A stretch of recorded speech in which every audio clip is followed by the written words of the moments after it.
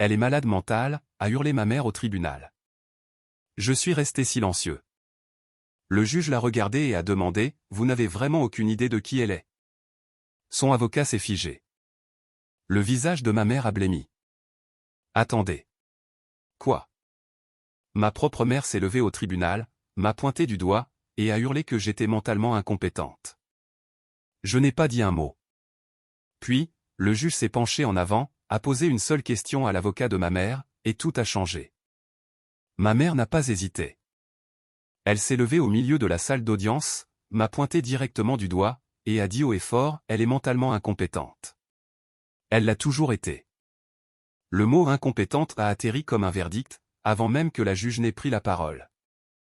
J'étais assise à la table de la défenderesse, au tribunal des successions du comté de Saint-Clair. Mes mains étaient soigneusement jointes devant moi, mon dos bien droit, et mes yeux fixés sur une éraflure sombre à la surface du bois. Je n'ai pas regardé ma mère. Je n'ai regardé personne. J'avais appris, il y a longtemps, que le moyen le plus rapide de perdre le contrôle, c'était de réagir. Des hoquets de surprise ont parcouru la salle. Quelqu'un a bougé, mal à l'aise, au dernier rang. Un stylo est tombé au sol avec fracas. Ma mère a continué. Elle est instable. Elle est émotive. On ne devrait jamais l'autoriser à gérer de l'argent, et encore moins à hériter d'un domaine. Je suis restée silencieuse. Non pas parce que j'étais faible, non pas parce qu'elle avait raison, mais parce que le silence était la seule chose à laquelle elle ne s'était pas préparée. La juge Eleanor Whitham était assise derrière le banc, son expression illisible. C'était une femme dans la soixantaine, les cheveux argentés tirés en arrière, et des lunettes perchées bas sur son nez. Elle a laissé ma mère parler sans l'interrompre. Cela seul m'indiquait que cette audience n'allait pas être courte. Je m'appelle Evelyn Cross.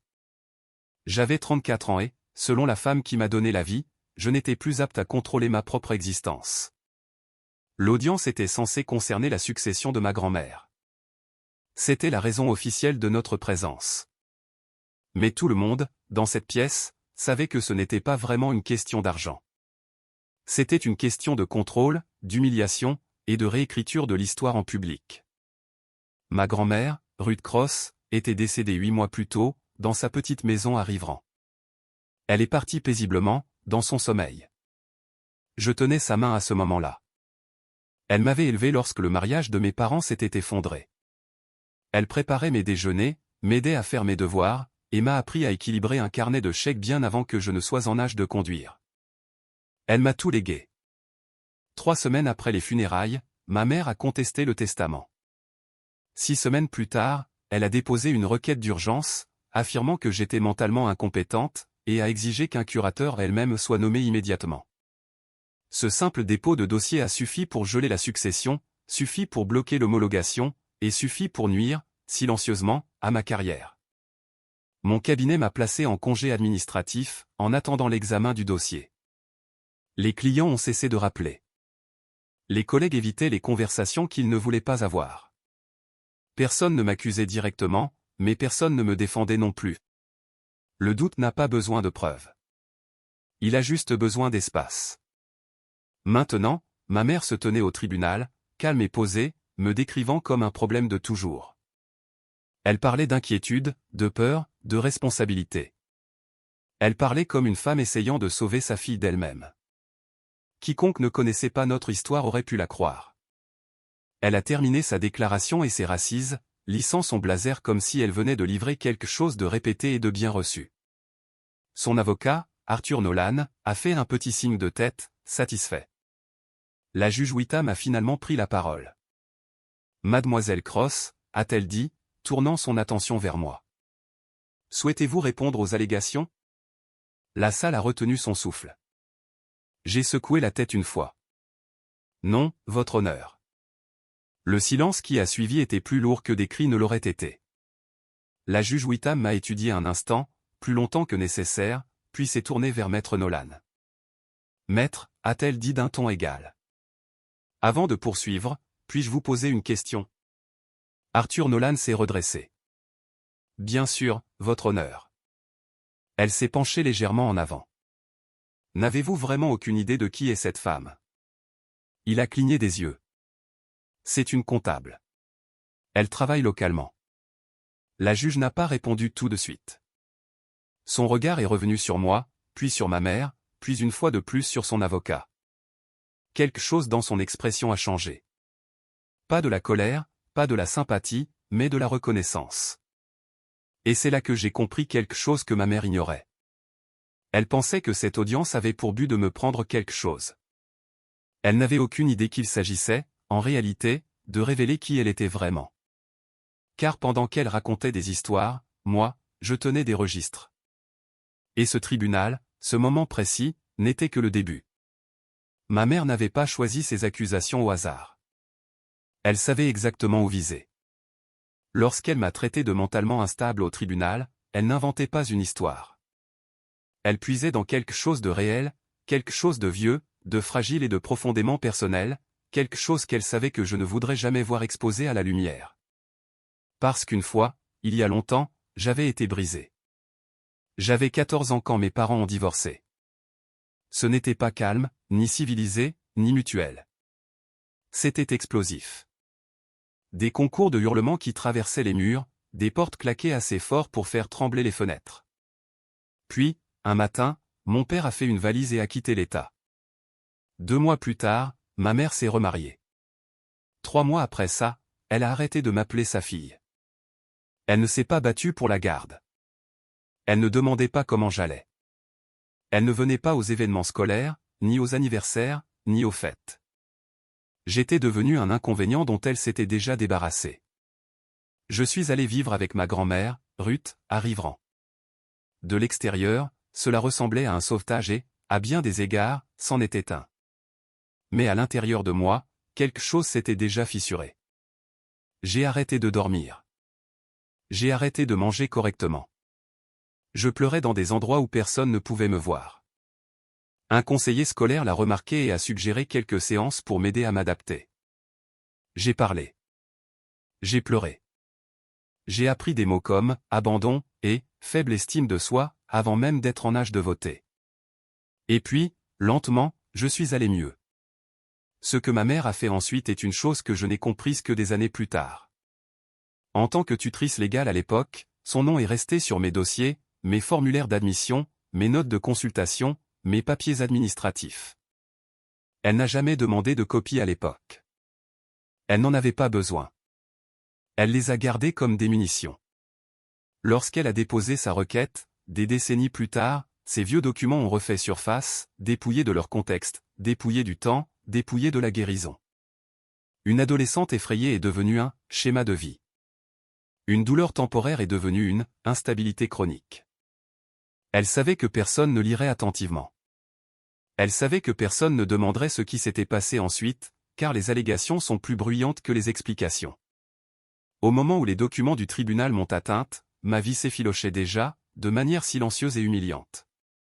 Mon cabinet m'a convoqué dans une salle de conférence, un après-midi.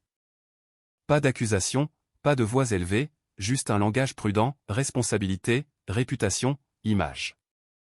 Il me croyait, disait-il, mais la croyance n'était pas le problème. Le risque l'était. Je n'ai pas été renvoyé. J'ai été mise sur la touche. Pas de nouveaux dossiers, pas de témoignages d'experts, pas de travail important. Cette année à bâtir une crédibilité, effacée par un seul dépôt de plainte. À la maison, les dégâts se propageaient aussi. Mon petit ami, Daniel Brox, essayait d'être solidaire. Il a vraiment essayé. Il venait d'une famille où les problèmes se réglaient en discutant autour d'un dîner, où les parents ne transformaient pas le passé en armes. Au début, il me disait que tout irait bien. Que la vérité finit toujours par éclater. Puis ses parents ont commencé à poser des questions.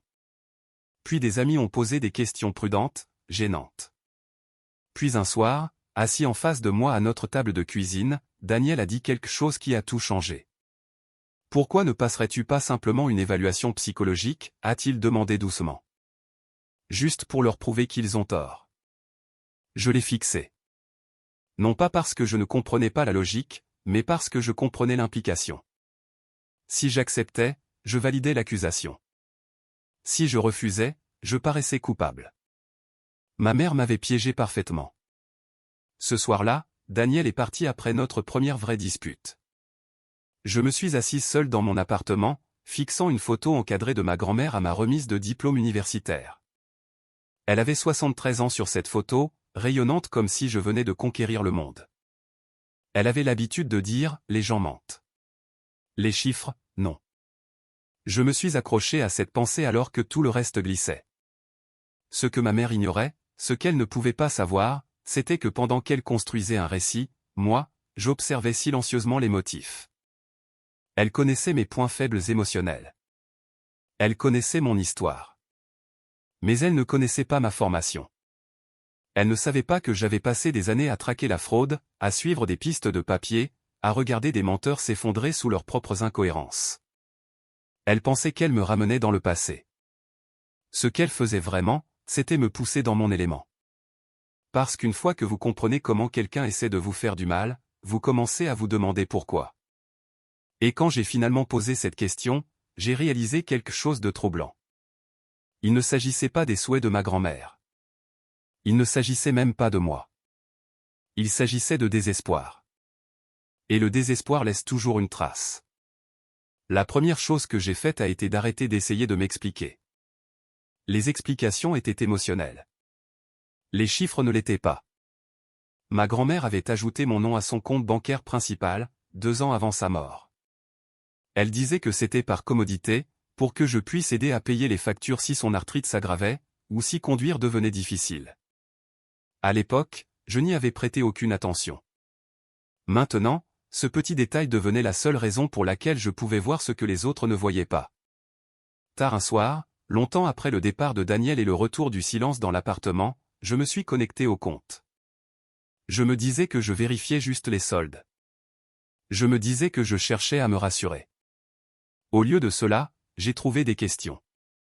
À première vue, tout semblait normal. Paiement des services publics, taxes foncières, courses, frais de pharmacie. Ma grand-mère avait toujours été prévisible, méticuleuse. Elle payait les mêmes factures, presque au même moment, chaque mois. Puis j'ai élargi la plage de dates. J'ai sorti les relevés des 2 dernières années de sa vie et je les ai mis dans un tableau UR. J'ai trié les dépôts et les retraits. J'ai coloré les catégories. C'était une mémoire musculaire, quelque chose que j'avais fait des centaines de fois auparavant pour d'autres personnes. C'est là que le motif est apparu. Cet retrait en espèces. Pas des chèques, pas des virements, mais du liquide. Il ne correspondait à aucune dépense régulière. Pas de service public, pas de facture médicale, pas de réparation à la maison. Juste de gros chiffres ronds, 4 000, 6 000, 12 000, retirés à intervalles irréguliers. Je les ai surlignés et je me suis adossé à ma chaise. Total, 48 200 $. Mon pouce est accéléré, mais je me suis forcé à ralentir. Une anomalie, c'est une coïncidence. 2, c'est une curiosité. 7, c'est une intention. J'ai ensuite sorti le calendrier de ma grand-mère. Elle notait tout. Rendez-vous chez le médecin, réunion à l'église, même les visites occasionnelles. J'ai croisé les dates des retraits avec ses notes. Chacun d'eux s'était produit dans les 3 jours suivant une visite de ma mère. J'ai fixé l'écran jusqu'à ce que mes yeux me brûlent. C'était le moment où la plupart des gens paniqueraient, pleureraient, ou appelleraient quelqu'un au milieu de la nuit juste pour entendre une voix. Moi, j'ai fait du café, car la panique trouble le jugement, et le jugement était la seule chose que je ne pouvais pas me permettre de perdre. Je ne savais pas encore comment l'argent avait été pris. Seulement qu'il l'avait été, et cela signifiait qu'il y en avait plus, car les gens qui volent une fois s'arrêtent rarement. Le lendemain matin, j'ai conduit jusqu'à Rivran. La maison de ma grand-mère sentait encore comme elle. Le nettoyant à la lavande et le vieux papier. Je me suis déplacé lentement, ouvrant les tiroirs, les armoires, les dossiers, sans fouiller, sans me précipiter, juste en observant. Au début, je pensais que sa tenue de dossier s'était détériorée vers la fin. Des reçus manquants, des enveloppes sans étiquette, des papiers en désordre. Puis une pensée plus froide s'est installée. Et si ce désordre n'était pas accidentel? J'ai vérifié les endroits évidents d'abord. Le classeur, les tiroirs du bureau, le petit coffre verrouillé dans son placard. Rien de définitif. Et puis je me suis souvenu du coffre-fort à la banque Arbor State, au centre-ville de Rivran. Elle y avait ajouté mon nom des années plus tôt, après une petite frayeur de cambriolage dans le quartier. Je l'avais aidé à y ranger quelques bijoux et des documents importants. Après cela, la vie a suivi son cours. J'avais complètement oublié son existence. Le directeur de la banque a reconnu son nom immédiatement. Il était gentil, professionnel. Il n'a pas posé de questions. La boîte était plus lourde que prévu. À l'intérieur, il y avait les choses dont je me souvenais, des bijoux, des documents, des obligations d'épargne. Et une chose que je n'avais pas vu venir, un journal en cuir brun. La première entrée datait de 14 mois avant sa mort. Je me suis assise sur le petit banc à l'intérieur de la salle des coffres et je l'ai ouvert. L'écriture était stable au début, familière, réconfortante. Elle écrivait que ma mère appelait à l'improviste, parlait d'excuses, parlait de vouloir renouer. Elle écrivait qu'elle ne lui faisait pas entièrement confiance, mais qu'elle était fatiguée, et que l'espoir peut être persuasif. Au fil des entrées, le ton a changé. Des montants sont apparus, des dates, de courtes notes écrites avec une précision croissante. Donnez de l'argent aujourd'hui. Elle a dit que c'était urgent. Elle m'a demandé de signer des papiers. J'étais confuse. Mes mains ont commencé à trembler. Ce n'était pas du radotage. Ce n'était pas de la confusion. C'était de la documentation. Ma grand-mère savait que quelque chose n'allait pas. Et au lieu d'affronter la situation, peut-être par honte, peut-être par peur, elle a fait la seule chose qu'elle avait toujours faite quand quelque chose n'avait pas de sens, elle l'a écrit. Au moment où j'ai atteint les dernières pages, je ne cherchais plus de réponse. Je collectais des preuves. J'ai refermé le journal soigneusement et je suis restée assise là, plus longtemps que prévu, respirant l'air frais et vicié du coffre-fort. Au loin, je pouvais entendre les sons étouffés de la banque qui continuaient de fonctionner, comme si de rien n'était. J'ai réalisé, à ce moment-là, que cette histoire, la vraie, était plus grande que moi. Et si vous êtes resté avec moi jusqu'ici, en prêtant attention aux détails silencieux au lieu d'attendre des explosions, vous comprenez probablement pourquoi cela compte. Parce que la vérité s'annonce rarement d'elle-même. Elle attend d'être remarquée. J'ai quitté la banque avec le journal sous le bras et une certitude terrifiante qui s'installait dans ma poitrine. Ma mère n'avait pas seulement menti à mon sujet. Elle avait volé sa propre mère. Et maintenant, qu'elle le sache ou non, elle avait invité la pire personne possible à regarder de plus près. Je n'ai pas dormi cette nuit-là. Non pas parce que j'avais peur, mais parce que la peur avait finalement été remplacée par quelque chose de plus tranchant. La concentration. Le genre qui se resserre derrière vos yeux et refuse de lâcher prise. Le journal m'avait dit ce qui s'était passé. Il ne me disait pas encore comment. Dès le matin, j'étais de retour à la table à manger de ma grand-mère. Papiers étalés en rangées soignées, relevés bancaires, notes de calendrier, photographies que j'avais prises des pages du journal. J'ai travaillé comme je le faisais toujours, méthodiquement, sans hypothèse. C'est là que j'ai remarqué le trop. Il y avait des retraits que je pouvais maintenant expliquer. Mais il y avait une période où l'activité du compte devenait soudainement fluide. Trop fluide. Paiement regroupé, virement propre, presque professionnel. Quelqu'un avait pris le contrôle. Je suis retourné à la banque Arbor State avant le déjeuner et j'ai demandé des copies de chaque document d'autorisation lié au compte de ma grand-mère. Cela a pris plus de temps que d'habitude. Des approbations supplémentaires, une conversation discrète derrière un bureau vitré.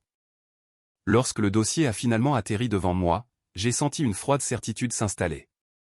Elle était là, une procuration datée de 9 mois avant la mort de ma grand-mère, accordant une autorité financière totale à Marjorie Hale. À première vue, cela semblait légitime, format correct, langage approprié, une signature familière.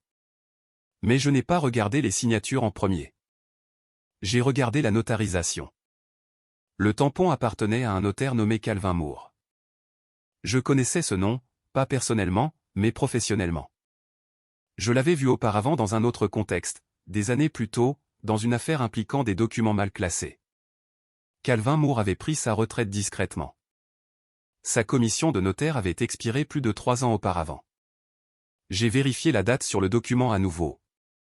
La procuration avait été notariée après sa retraite. J'ai expiré lentement. Ce n'était pas une zone grise. Ce n'était pas une technicité. C'était un crime. La signature aurait pu être réelle, signée un mauvais jour, sous la pression, par une femme qui faisait confiance à la mauvaise personne. Mais la notarisation, elle, était fabriquée.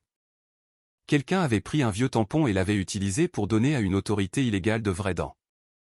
J'ai scanné le document et l'ai transmis à mon avocate, Hélène Ward, avec une seule ligne, ceci ne devrait pas exister. Elle m'a appelé dans les 5 minutes. Où as-tu eu ça, a-t-elle demandé. À la banque, ai-je dit. C'est déjà dans le dossier. Ça a été utilisé. Il y a eu une pause. Puis, Evelyne, cela change tout. Elle avait raison. Jusqu'à ce moment, le cas de ma mère était cruel, mais civil, mensonge, manipulation, assassinat de caractère. Ce document le rendait criminel. Hélène m'a dit de ne confronter personne. Pas ma mère, pas son avocat, pas la banque. Elle a dit que nous devions les laisser croire que leur histoire était encore intacte. Les gens qui pensent gagner, a-t-elle dit, font des erreurs. Alors, j'ai attendu. Et pendant que j'attendais, j'ai creusé plus profond. J'ai sorti les dossiers liés à la procuration, les transactions autorisées sous celle-ci, les changements d'accès au compte, les tendances dans le timing. Le nom Léonard Hale, mon beau-père, continuait d'apparaître. Pas en tant que signataire, pas en tant que propriétaire, mais en tant que destination. Des fonds déplacés, des comptes liés, des transferts à court terme qui disparaissaient rapidement. Ce n'était pas juste ma mère. Ce ne l'est jamais. Ce soir-là, Daniel est venu tranquillement, ne sachant pas s'il était le bienvenu. Je lui ai montré le document. Je lui ai montré les dates, le tampon, l'incohérence. Il n'a pas interrompu. Il n'a pas essayé de réparer. Il est juste resté assis à lire. Quand il a levé les yeux, sa voix était différente. Il pensait que tu ne remarquerais pas, a-t-il dit. Oui, ai-je répondu. Et il pensait que personne ne me croirait si je le faisais. Le lendemain, Hélène a déposé notre réponse au tribunal. C'était intentionnellement ennuyeux. Nous avons nié les allégations. Nous avons affirmé ma compétence. Nous avons demandé une audience. Pas de pièce à conviction, pas de demande conventionnelle, pas de feu d'artifice. Je les voulais détendus. 2 semaines plus tard, ma déposition était programmée. Arthur Nolan a posé des questions prévisibles. Éducation, emploi, antécédents de santé mentale. J'ai répondu prudemment, minimalement, sincèrement, mais sans contexte. Je regardais ma mère sur l'écran vidéo dans le coin. Sa posture s'adoucissait, ses lèvres se courbaient légèrement vers le haut. Elle pensait que je pliais. Elle n'avait aucune idée que je documentais. Parce que pendant qu'ils se concentraient à prouver que j'étais instable, ils ne surveillaient pas leurs propres pas. Et chaque faux tampon, chaque retrait précipité, chaque hypothèse négligente s'alignait pour former quelque chose de bien plus dangereux qu'un héritage perdu. C'était en train de devenir un motif. Et les motifs ne racontent pas seulement des histoires, ils condamnent. Jusqu'à ce point, j'avais traité ma mère comme le centre de tout. Sa voix, ses accusations, son intérêt soudain pour de l'argent dont elle ne s'était pas souciée pendant des décennies. Mais une fois que j'ai étalé tous les documents devant moi, relevés bancaires, autorisations, journaux de transfert, j'ai commencé à voir ce que j'avais manqué auparavant. Ma mère était bruyante. Le vrai travail avait été silencieux. Le nom Léonard, il apparaissait encore et encore. Jamais là où il aurait dû être évident. Pas sur les dépôts au tribunal, pas sur la procuration, pas en tant que bénéficiaire. Toujours adjacent. Un compte lié ici. Un transfert à court terme là. Des fonds passant et disparaissant avant que quiconque regardant nonchalamment ne le remarque. Léonard était mon beau-père, l'homme que ma mère avait épousé 3 mois après le divorce de mes parents. L'homme qui ne m'avait jamais élevé, jamais appelé, jamais prétendu s'en soucier, mais il était toujours là, juste hors du cadre. J'ai commencé par les dossiers publics. Léonard possédait 3 petites propriétés commerciales à Sinclair City, ou du moins, il les possédait autrefois. Au cours des 4 dernières années, 2 avaient été refinancées. Une avait été discrètement vendue. Des privilèges étaient apparus, puis disparus. Les créanciers tournaient comme un carrousel. Ce n'était pas un effondrement. C'était une lutte. Les gens ne commencent pas soudainement à voler leur famille à moins de manquer de temps. J'ai sorti les dossiers d'entreprise ensuite. Ces sociétés changeaient légèrement de nom au fil des ans. Nouvelle SARL, mêmes adresses, même numéro de téléphone, même comptable. De vieux trucs. Plus j'allais loin, plus cela devenait clair. Léonard ne planifiait pas. Il réagissait. Et quand la pression montait, il cherchait des personnes vulnérables ayant accès à de l'argent. Comme une femme âgée qui voulait croire que sa fille avait changé. Pourtant, le soupçon ne suffisait pas. J'avais besoin de confirmation. Cette confirmation est arrivée sous la forme d'une demande de message que je n'attendais pas. Phoebe Hale, la fille de Léonard issue de son premier mariage. Elle avait soumis une déclaration signée soutenant la pétition de ma mère, affirmant que j'avais toujours semblé instable et irresponsable. Selon le dossier du tribunal, cette déclaration avait du poids. Elle voulait me rencontrer. Mon avocate me l'a déconseillé immédiatement. Ça pourrait être un piège, a dit Hélène. Tout ce que tu dis pourrait être déformé. Elle avait raison. Mais je me suis souvenu de quelque chose de la déposition. Quand le nom de Léonard a été mentionné, Phoebe avait détourné le regard de la caméra. Pas nonchalamment, pas poliment. Instinctivement. J'ai accepté de la rencontrer en terrain neutre, un café près de l'autoroute entre Rivran et la ville. Public, ordinaire, sûr. Phoebe est arrivée en avance. Elle paraissait plus maigre que sur sa photo. Fatiguée. Ses mains ne s'arrêtaient jamais de bouger, remuant un café qu'elle ne buvait pas, pliant des serviettes, tapotant le bord de la table. Elle n'a pas commencé par des excuses. Elle a commencé par l'honnêteté. Mon père a écrit cette déclaration, a-t-elle dit doucement. Il m'a dit de la signer. J'ai attendu. Il a dit que c'était juste de la paperasse, a-t-elle continué. Il a dit que tu ne la verrais même jamais. Je lui ai demandé pourquoi elle avait accepté. Elle a hésité, puis a regardé son poignet, l'a touché légèrement, comme pour vérifier quelque chose d'invisible. Il a dit que je lui devais ça. C'était tout ce qu'elle avait besoin de dire. Phoebe m'a parlé de la mère de Léonard, Hélène Hale. Elle vivait dans une résidence assistée hors de l'État, elle souffrait de démence, de vraie démence. Léonard avait une procuration. Au moment où Hélène est morte, sa succession était presque vide. Léonard a dit que les frais de soins avaient tout englouti. Des années plus tard, Phoebe a commencé à poser des questions. Les chiffres ne collaient pas. Quand elle l'a confronté, la conversation s'est mal terminée. Elle n'a pas élaboré. Elle n'en avait pas besoin. Les motifs ne se répètent pas par accident. J'ai dit la vérité à Phoebe, que je ne pouvais pas la protéger, mais que je pouvais dire au procureur qu'elle avait coopéré si elle était prête à témoigner honnêtement. Elle a accepté, non pas parce qu'elle voulait se venger, mais parce qu'elle était fatiguée de porter ça. Quand je suis rentré chez moi ce soir-là, l'histoire est finalement devenue nette. Ma mère n'était pas l'architecte. Elle était l'instrument. Léonard avait vu une opportunité. Une femme vieillissante, un léger déclin cognitif, une fille désespérée de renouer, une autre fille isolée et facile à discréditer. Et il s'était joué de tout le monde. De retour à mon appartement, Daniel m'attendait. Je lui ai tout raconté. Quand j'ai fini, il n'a pas demandé ce qui allait se passer ensuite. Il a demandé, « Depuis combien de temps sais-tu faire ça ?» Toute ma vie, ai-je dit. Parce que ma grand-mère ne m'avait pas seulement appris à équilibrer un carnet de chèques. Elle m'avait appris à voir ce que les gens essayaient de cacher. Et Léonard, il avait laissé des empreintes partout. Il n'avait simplement pas réalisé que quelqu'un regardait enfin. La déposition était prévue pour un mardi matin. Arthur Nolan a choisi l'heure délibérément, assez tôt pour être intimidant, assez tard pour s'assurer que j'ai le temps de m'inquiéter. Il a présenté cela comme une routine, juste une chance de clarifier quelques points avant l'audience. C'était parfait. La routine, c'est là où les gens baissent leur garde. Je suis arrivé 10 minutes en avance, habillé simplement. Pas de blazer, pas de bijoux voyants, rien qui ne suggère la confiance ou l'autorité. Je voulais ressembler exactement à ce que ma mère attendait de moi. Petite, fatiguée, incertaine. Elle est apparue sur l'écran vidéo quelques minutes plus tard, assise à côté de Léonard. Elle n'a pas souri quand elle m'a vu. Elle n'en avait pas besoin. Elle pensait qu'elle gagnait déjà. Arthur Nolan a commencé par des questions faciles. Mon nom, mon âge, mon éducation. J'ai une licence en comptabilité, ai-je dit. Où avez-vous étudié?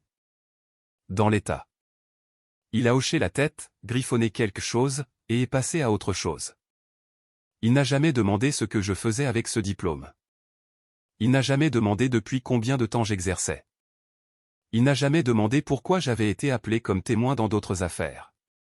Cette omission allait compter plus tard. Quand il a posé des questions sur mes antécédents de santé mentale, je n'ai pas bronché. Oui, ai-je dit. J'ai vu un conseiller brièvement à l'adolescence. Pourquoi cela? Mes parents ont divorcé. Comment avez-vous réagi à ce divorce? J'ai eu des difficultés temporaires. Je n'ai pas expliqué davantage. Je n'ai pas contextualisé. Je ne me suis pas défendu. J'ai répondu comme quelqu'un qui n'a plus rien à dire. Du coin de l'écran, j'ai vu la posture de ma mère se détendre. Léonard s'est adossé à sa chaise. Phoebe, assise plus loin, gardait les yeux sur la table. Arthur a essayé à nouveau. Avez-vous déjà été diagnostiqué avec une maladie mentale? Non. Avez-vous déjà été hospitalisé? Non. Avez-vous déjà été déclaré inapte à gérer vos propres affaires? Non. Chaque réponse était propre, ennuyeuse, sans émotion. Je pouvais sentir la salle perdre tout intérêt pour moi. C'était le but. Les gens sous-estiment ceux qui ne demandent pas d'attention. 2 heures plus tard, Arthur a conclu la déposition avec un sourire poli. Il m'a remercié pour ma coopération. Il a dit que nous verrions ce que le juge en penserait. Quand l'appel s'est terminé, j'ai expiré pour la première fois de la matinée. Hélène m'a regardé attentivement. Il pense que tu plies, a-t-elle dit. Je sais, ai-je répondu. C'est pour ça qu'ils vont foncer droit dedans. Au cours des 2 semaines suivantes, nous n'avons rien fait qui paraisse agressif. Pas de motion, pas d'accusation, pas de révélation soudaine. Nous avons laissé le silence faire le travail. Pendant ce temps, Hélène a discrètement transmis la notarisation falsifiée au procureur de district. Elle n'a pas insisté. Elle n'a pas dramatisé. Elle leur a simplement demandé de regarder. Ils l'ont fait. Je ne savais pas à quelle vitesse ils bougeaient. Je n'avais pas besoin de le savoir. Je faisais confiance au processus de la même manière que ma grand-mère faisait confiance à ses grands livres. Lentement, patiemment, avec des preuves. La veille de l'audience, Daniel m'a demandé si j'étais nerveuse. J'y ai réfléchi. Je ne suis pas nerveuse, ai-je dit.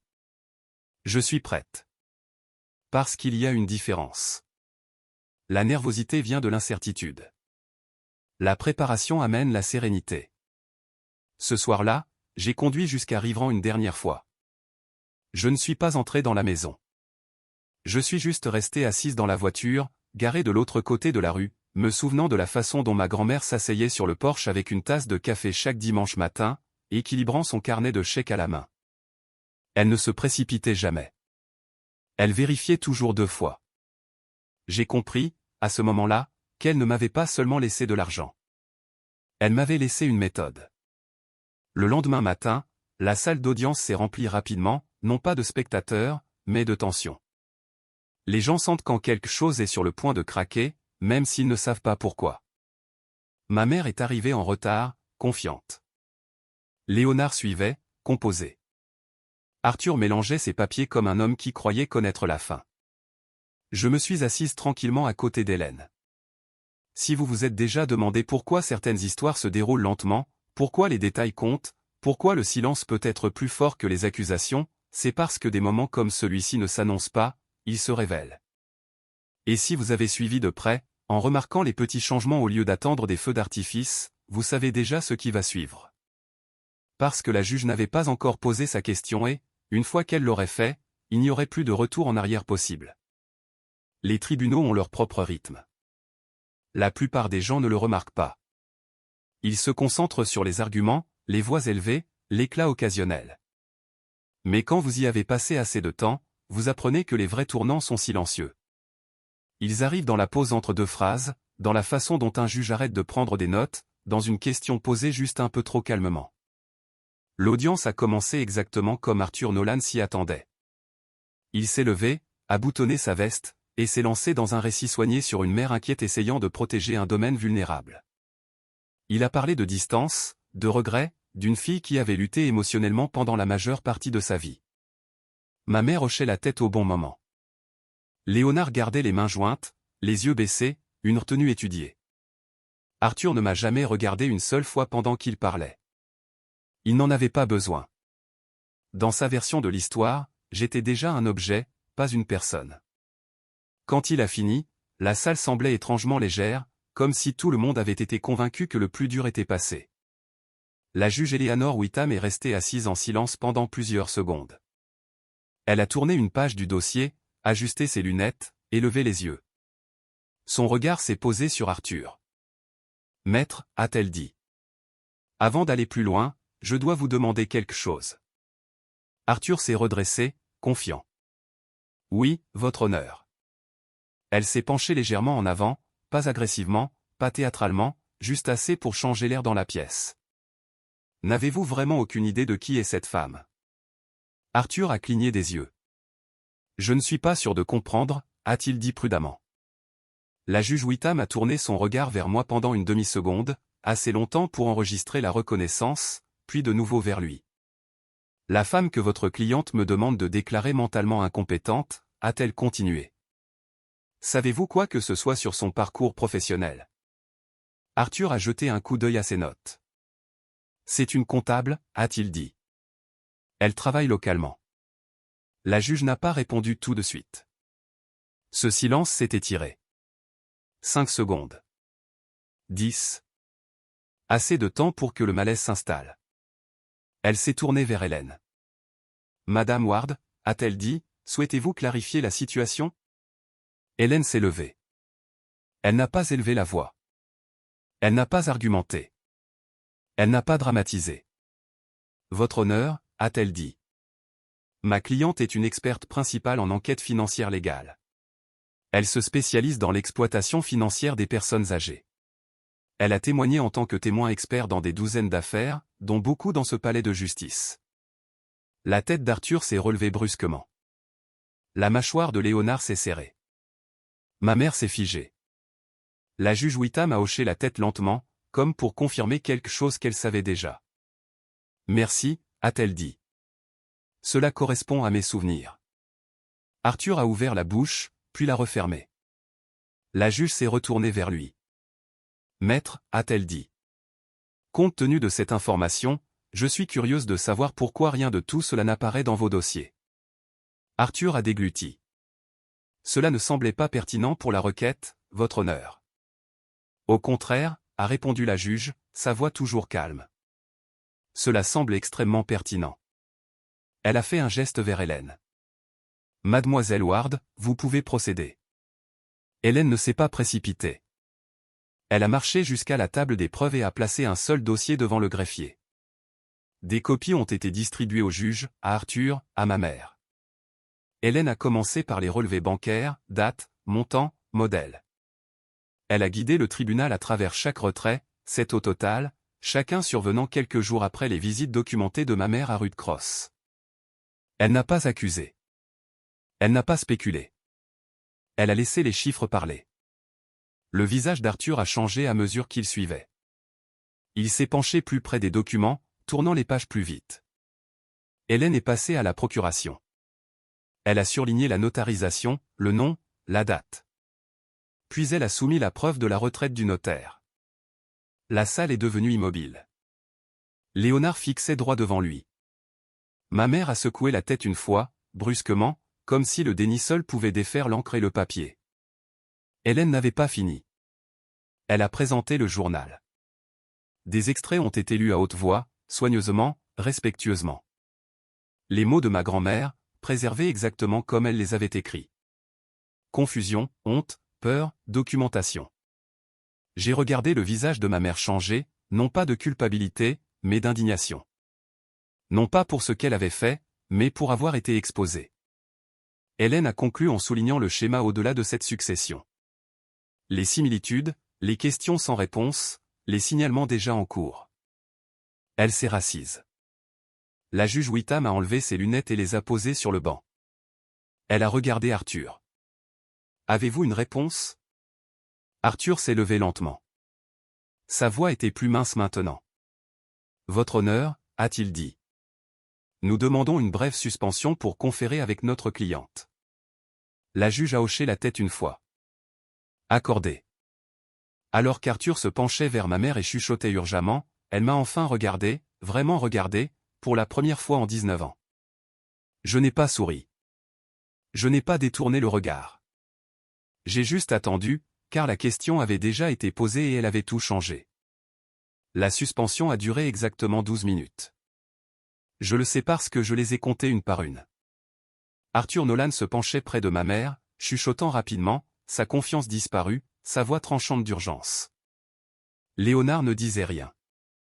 Il fixait droit devant lui, la mâchoire serrée, les yeux dans le vide, comme un homme qui avait déjà calculé ses pertes et décidé lesquelles il pouvait survivre.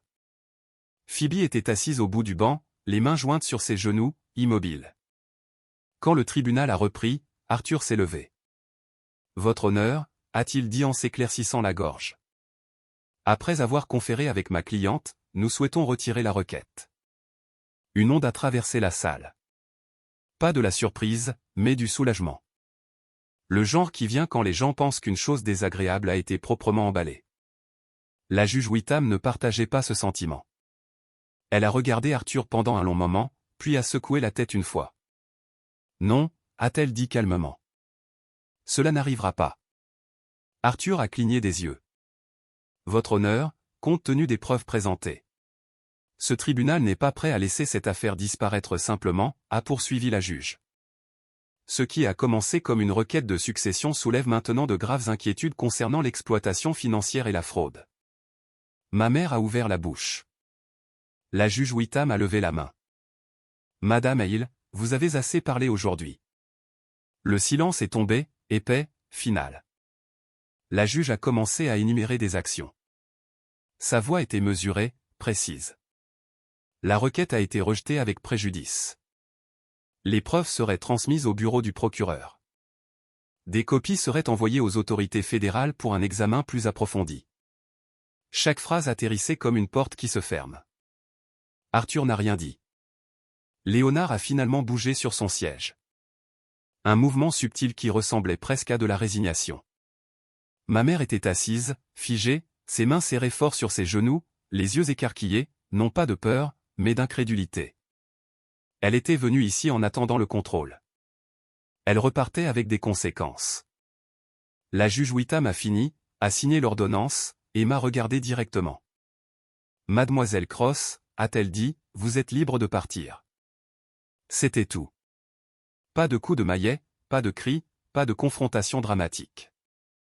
Juste du papier, de l'encre, et une finalité. À l'extérieur de la salle d'audience, l'air semblait différent, plus léger, comme une pression relâchée après des mois de retenue. Daniel attendait dans le couloir. Quand il a vu mon visage, il n'a pas demandé ce qui s'était passé.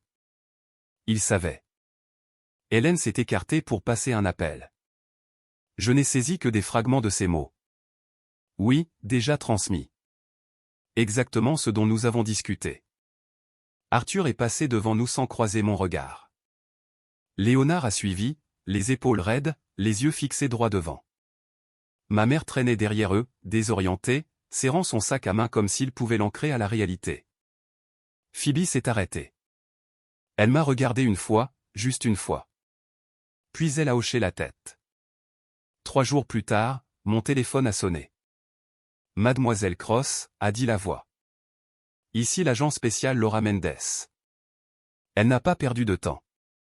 Elle m'a dit qu'ils avaient examiné les documents, que les motifs remontaient plus loin que je ne l'avais réalisé. Que l'histoire financière de Léonard Hale soulevait des inquiétudes importantes.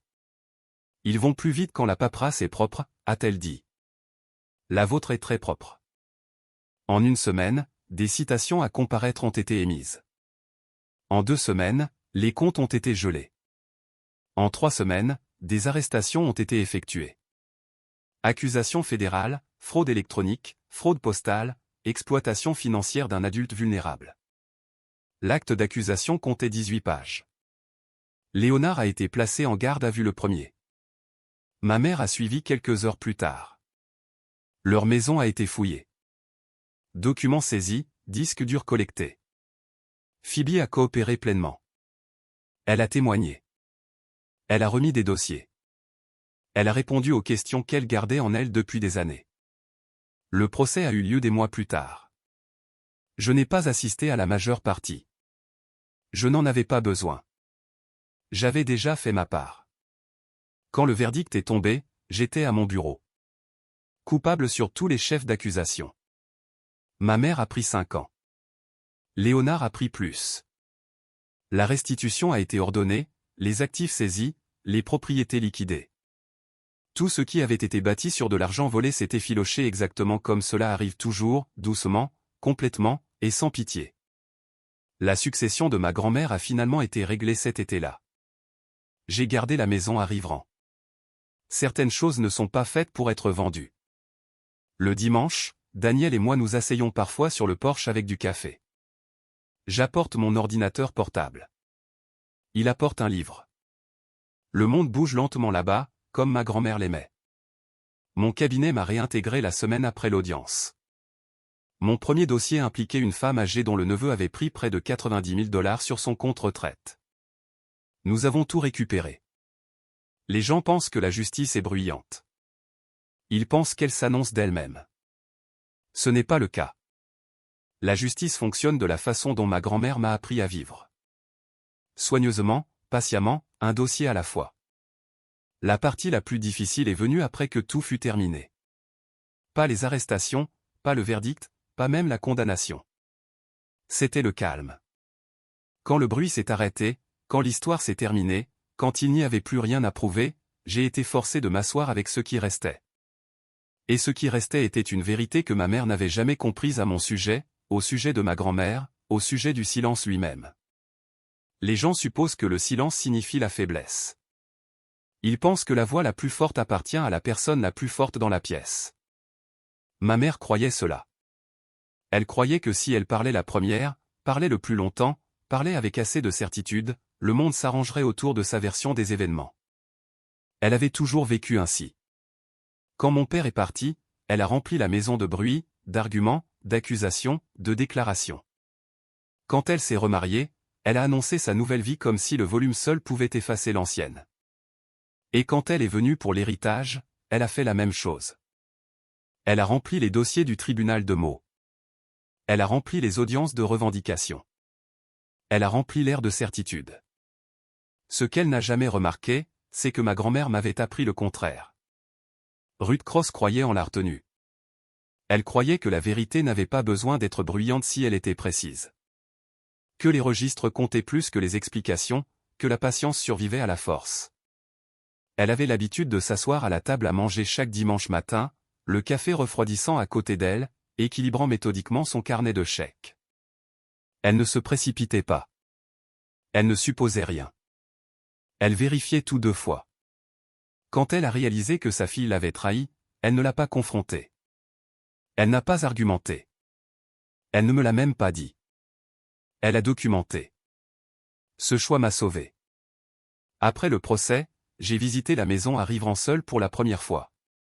J'ai marché à travers chaque pièce lentement, touchant les surfaces familières, l'accoudoir usé du canapé, le coin ébréché du comptoir de la cuisine, l'étagère où elle gardait ses vieux plans de cour. Dans la chambre du fond, j'ai ouvert le tiroir de la commode où elle gardait des enveloppes de reçus. Ils étaient encore là, jaunis par l'âge, soigneusement étiquetés de son écriture soignée. Électricité, eau, courses. Des décennies d'ordre silencieux.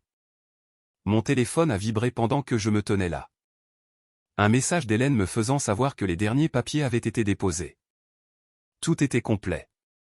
Je me suis assise sur le bord du lit et je me suis laissé aller à le ressentir. Pas le triomphe, pas le soulagement, mais quelque chose de plus stable. L'équilibre. Le monde avait basculé dans la bonne direction à nouveau. Quelques semaines plus tard, mon cabinet a tenu une petite réunion. Pas de discours, pas d'excuses essayant d'expliquer le doute. Juste un avis de réintégration et une reconnaissance discrète qu'ils avaient eu tort de me mettre sur la touche sans preuve. Mon premier dossier de retour m'a rappelé pourquoi je faisais ce travail en premier lieu. Une femme âgée, un parent de confiance, de l'argent manquant, des mensonges familiers. Nous avons suivi le même processus. Dossier, chronologie, preuve. Ça a marché. Ça marche toujours. Daniel et moi n'avons pas beaucoup parlé de ma mère après ça. Il n'y avait plus rien à dire. Certaines personnes n'ont pas besoin de clôture. Elles ont besoin de distance. Nous avons trouvé des heures dans les routines. Les courses le dimanche, de longues promenades après le dîner, des soirées calmes qui semblaient méritées. Un après-midi, une lettre est arrivée de l'établissement correctionnel où ma mère était détenue. Je ne l'ai pas ouverte. Je l'ai tendue à Hélène. Elle l'a lue et l'a résumée en une phrase, des excuses, a-t-elle dit, et de l'apitoiement sur soi. C'était suffisant. Certaines pistes de papier ne valent pas la peine d'être suivies. J'ai gardé le journal de ma grand-mère, mais plus comme preuve. Je le garde parce que c'est sa voix. Parce qu'il me rappelle que la force ne ressemble pas toujours à la confrontation. Parfois, elle ressemble à la préparation. Parfois, elle ressemble à l'attente. Ma mère pensait que j'étais faible parce que je ne l'avais pas combattu immédiatement. Elle pensait que j'étais brisé parce que je ne ripostais pas en criant. Elle pensait que je m'effondrerais sous la pression parce que c'est ce qu'elle aurait fait. Ce qu'elle n'a jamais compris, c'est que je n'ai pas été élevé par elle. J'ai été élevé par une femme qui connaissait le pouvoir de la certitude tranquille. Une femme qui croyait que si vous teniez vos registres, vérifiez vos faits, et faisiez confiance au temps pour faire son œuvre, la vérité ferait surface d'elle-même. Et elle l'a fait. Pas avec du drame, pas avec de la vengeance, mais avec clarté. La dernière chose que ma grand-mère m'a laissée n'était pas la maison. Ce n'était pas l'argent. Ce n'était même pas le journal qui m'avait sauvé. C'était la perspective. Des mois après la condamnation, la vie s'est installée dans quelque chose de stable. Pas parfait, pas dramatique, juste honnête. Le genre de calme qui ne semble pas vide. Il semble mérité. Un soir de début octobre, Daniel m'a demandé si je voulais sortir dîner. Rien de spécial, a-t-il dit. Juste quelque part de familier. Nous avons fini dans un petit restaurant de chaîne juste à l'extérieur de la ville. Le genre d'endroit que les gens sous-estiment. Vin bon marché, graissin à volonté, éclairage doux qui cache les défauts au lieu de les souligner. C'était là que nous avions eu notre premier rendez-vous, des années plus tôt. À mi-repas, Daniel a plongé la main dans la poche de sa veste. Il n'a pas fait de discours. Il ne s'est pas mis à genoux tout de suite. Il m'a juste regardé et a dit, « Je pense que nous avons déjà prouvé que nous pouvions survivre au pire moment. J'aimerais faire le reste avec toi. » Quand il a ouvert la boîte, j'ai senti quelque chose de chaud s'installer dans ma poitrine. Pas de la surprise, de la reconnaissance. Ma grand-mère l'aurait aimé. Elle disait toujours que j'avais besoin de quelqu'un de stable, quelqu'un qui ne confondait pas le chaos avec la passion, quelqu'un qui ne disparaîtrait pas quand les choses deviendraient inconfortables. J'ai dit oui. Nous ne l'avons pas posté en ligne. Nous ne l'avons pas annoncé bruyamment. Nous l'avons dit aux gens lentement, une conversation à la fois, de la façon dont les bonnes choses méritent d'être partagées. Quelques semaines plus tard, j'ai passé un autre week-end à Riveren. J'ai vidé les dernières boîtes du grenier. Vieux plans de cours, photographies, décorations de Noël emballées dans du papier journal d'il y a des décennies. Au fond d'une boîte, j'ai trouvé une petite enveloppe. À l'intérieur se trouvait une seule fiche cartonnée, avec l'écriture de ma grand-mère. On y lisait, « Si tu lis ceci, c'est que tu t'es fait confiance. » Je me suis assise sur le sol du grenier et j'ai ri à travers mes larmes, parce qu'elle avait raison. Me faire confiance avait été la partie la plus difficile. Pas l'enquête, pas le tribunal, pas même rester debout silencieusement pendant que ma propre mère essayait de m'effacer. C'était d'avoir confiance que je n'avais pas besoin de me précipiter, que je n'avais pas besoin de tout expliquer à tout le monde. Que la vérité n'exigeait pas de performance. La maison à Riveren est toujours à moi. Nous y allons certains week-ends quand le monde semble trop bruyant. Daniel lit sur le porche. Je travaille à la table à manger où ma grand-mère avait l'habitude de s'asseoir. Café à côté de moi, tableurs ouverts. Non pas parce que je le dois, mais parce que cela ressemble à la maison. Mon travail continue. Il y a toujours de nouveaux cas, de nouvelles familles, de nouvelles versions de la même vieille histoire, quelqu'un de vulnérable, quelqu'un de confiance, quelqu'un qui pense que personne ne fait attention. Ils ont tort. Chaque fois, les gens me demandent parfois comment je suis resté calme à travers tout cela, comment je ne me suis pas perdu dans la colère, comment je ne me suis pas effondré quand les accusations venaient de ma propre mère. Je leur dis la vérité. Je ne suis pas resté calme parce que j'étais forte. Je suis resté calme parce que j'étais préparé. Parce que j'ai été élevé par une femme qui croyait au reçu, aux chronologies, et au fait d'écrire les choses même quand ça faisait mal, surtout quand ça faisait mal. Ma mère pensait que le silence signifiait la faiblesse. Elle pensait que la patience signifiait la reddition. Elle pensait que le volume pouvait remplacer la vérité. Elle avait tort. Le silence peut être une stratégie. La patience peut être un pouvoir. Et la vérité, la vraie vérité, n'a pas besoin d'être défendue. Elle a juste besoin d'espace pour être vue. Si vous avez suivi cette histoire depuis le début, en restant avec les moments calmes au lieu d'attendre seulement les bruyants, alors vous comprenez déjà que certaines histoires ne sont pas faites pour choquer. Elles sont faites pour vous rappeler que les gens prudents gagnent toujours. Et que parfois, la chose la plus puissante que l'on puisse hériter n'est pas de l'argent du tout. C'est de savoir exactement qui vous êtes, même quand quelqu'un d'autre essaie de dire au monde que vous ne l'êtes pas. Et si des histoires comme celle-ci, des histoires sur la force tranquille, la patience et la vérité sont celles avec lesquelles vous avez tendance à rester jusqu'à la fin, alors vous êtes probablement exactement là où vous êtes censé être.